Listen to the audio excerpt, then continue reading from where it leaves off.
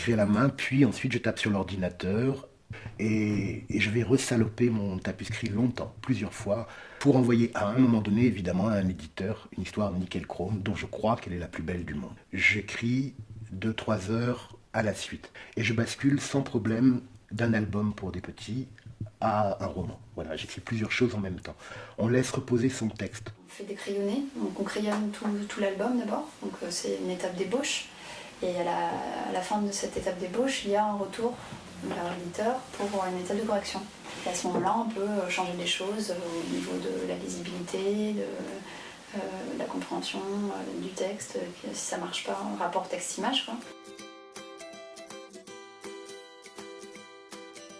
Tout, faut s'imprégner d'un maximum de choses. On va chercher de la documentation, on cherche des bouquins. C'est pas des sources d'inspiration au sens d'artistes préférés ou des choses comme ça, mais c'est plus des choses qui vont aller nourrir un projet sur un thème particulier. J'écris des livres dans lesquels je veux que vous, quand vous le lisiez, vous pensiez que je parle de vous.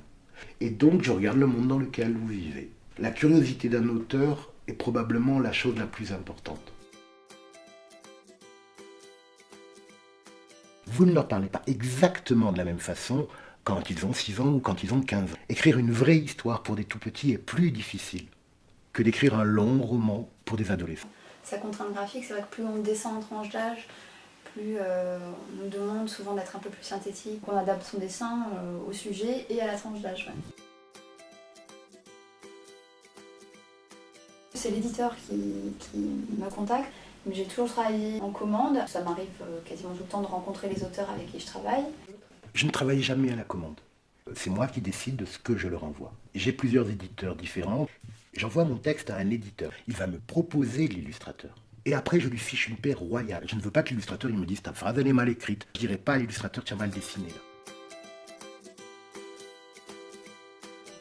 C'est absolument impossible de répondre. Des fois, on a une idée. On la note dans un carnet. Le temps entre le moment où j'ai noté cette petite phrase et le moment où j'ai réellement rédigé le texte, je le compte dans l'écriture. Ça dépend un peu du nombre de pages, mais c'est de l'ordre de 1 à 2 mois sur un album jeunesse. Mais sur une bande dessinée, je peux passer 2 ans. Voilà. Et puis sur d'après, ça peut aller encore beaucoup plus vite, 3 semaines. Ça dépend un petit peu des contraintes de la commande.